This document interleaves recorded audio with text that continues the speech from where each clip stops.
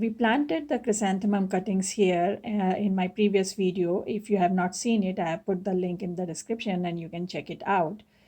And where we left off, after that, it's been 6 weeks. And if you look at these, now the buds have started to form.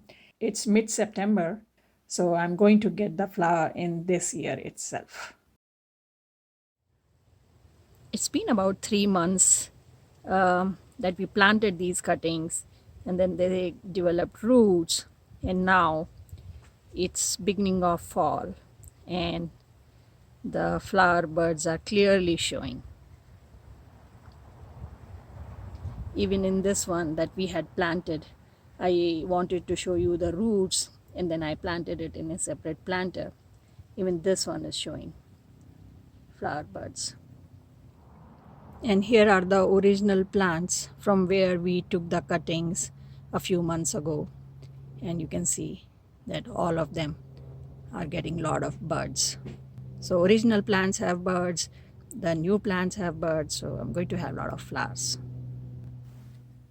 Chrysanthemum likes full sun, but then you have to watch your plants, because if the sun is too harsh, they will wilt or they'll not grow that well. So just watch them and maybe start from partial sun. And make sure that the soil is moist all the time. They like rich soil, and in spring and summertime, you may want to fertilize them with phosphorus-rich fertilizer.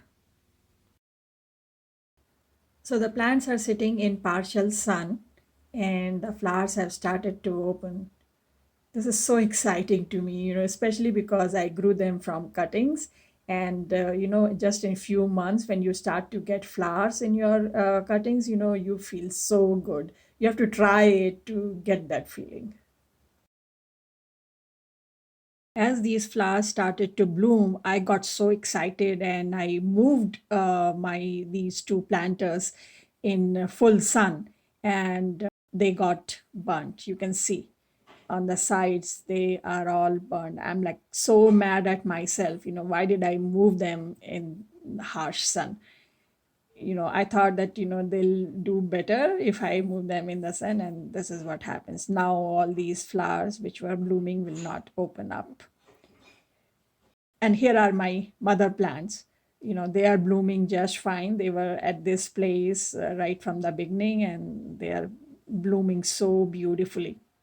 For better blooming, make sure once the flowers are done, they have wilted, they are starting to dry up, you prune them off. That will promote more blooms.